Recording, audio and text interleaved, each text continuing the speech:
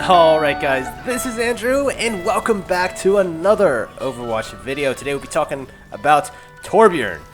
Yeah, Torbjorn, man. He's sort of like a guilty pleasure of mine. I actually do enjoy playing him, though unfortunately there are not that many situations that he's all that great in. I mean, don't get me wrong, he can be pretty useful in some defense favored maps, and his gun is actually pretty damn awesome. But in general, man, you're probably better off picking someone else. But they did add some nice changes to Torbjorn. I don't know. I don't want to say they're like enough to make him viable, but they're pretty nice. They're pretty nice. And by viable, guys, I just mean like he isn't that great in a lot of situations. Sure, there are niche situations where he's very, very viable, but there are also arguably more situations where he's not. Anyways, Torbjorn received a number of changes. Most notably, his scrap is no longer solely dependent on drops. In fact, he can regenerate quite a bit of it, so it kind of gives Torbjorn a bit of an armor pack sort of consistency feeling, if you know what I mean. Because you no longer have to rely on things dying to actually produce armor for your teammates. It's a net buff in my opinion. I mean, just being able to create scrap without having to have enemies die close enough for you to pick it up is pretty damn handy. That being said though, is Torbjorn now much more viable? Well, after playing him on several maps and several different modes, while his armor pack generation is much more consistent, he kind of feels pretty much the same. Like, you're not going to take this guy to attack on a certain map or even King of the Hill just, yeah, he's not bad per se, it's just like he's not great in a lot of situations. And I know a lot of people will say, well, Candy, he's a defense hero, of course he's only supposed to be good at defense. But the thing is if that was true, we would only be picking offensive heroes for offense. But we're seeing that a lot of the offensive heroes are being picked over defensive heroes at defensive roles. Like, they just simply, I don't want to say outclass the defensive heroes at what they do, but they get the job done. I mean, they put damage on the enemies, they hold points, they kill enemies, they do the job very, very well. The fact that his scrap and his armor packs can self-regenerate now does help to a certain degree, but it's not going to make that big of a difference to the point where you're suddenly going to see attack Torbjorn in like every single match, you know what I mean? He can build his turrets a bit faster now, which I guess it's nice, right? It's nice, but the problem is once they start taking damage, that takes up a swing, right? You have to repair the turret back up to full health before you can start upgrading it. And, you know, each tick of health that you regenerate is a swing of the hammer. And quite honestly, if you're trying to upgrade your turret while your turret's getting shot at, it 99.99% of the time you just can't out heal and out repair the damage coming in. It just doesn't work out in your favor, let alone upgrading it, you know. I think one of the biggest problems with Torbjorn's turret is the fact that even if you were trying to be sneaky, right, and you got behind the enemy lines and you're like, all right, I'm behind them, I'm gonna set up a turret, upgrade to level 2, then ultimate and just wipe them all while they don't even see me.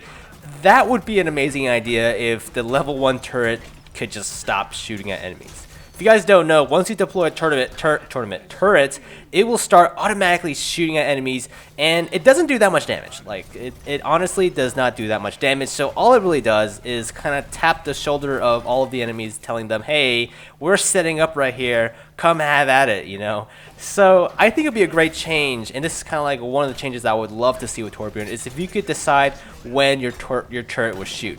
Like, have a hotkey or something where you can toggle it on and off, you know, have the turret off while you're setting up, and then switch it on to maximum when you have your ultimate ready if you want to go for that sneaky behind the enemy lines play. I think that would be fantastic and kind of help give Torbjorn that flexibility he needs to be a lot better in a lot more situations, you know.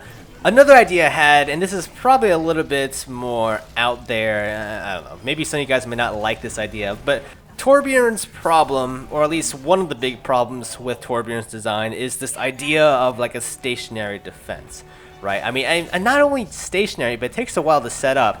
Like, at least Bastion, even though he is stationary, he can set up pretty quickly and do some damage, and, you know, Bastion isn't the best of picks at all. But my idea was that maybe if we gave Torbjorn like an option to set up a mobile turret, a weaker version of the stationary one that could only go up to level 1, only go up to level 2 if Torbjorn ults. But the turret will follow him around, sort of like a little mini tank. Will be kind of cute. And that way he does have that mobility aspect, and his gun does pretty decent damage too, so it's not like he's completely gypped. So he has these two choices of either going stationary and doing more damage to the turret for those sort of defensive holds where he gets the time to set up and find a good positioning, and he can switch to a more mobile version if he needs to go into a more offensive role, you know, have that flexibility of moving the turret without having to reset it up again. The trade-off, of course, being a massive damage reduction. Turret level 1 doesn't do that much damage at all, and level 2 is mediocre at best.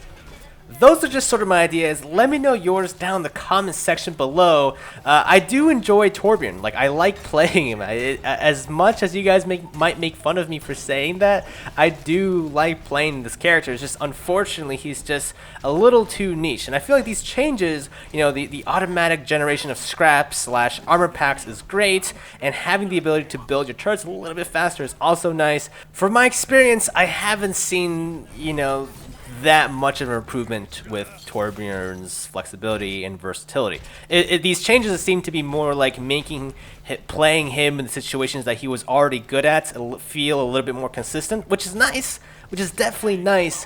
But the kind of changes that I would like to see in Torbjorn are changes that would make him more viable in a lot more different situations.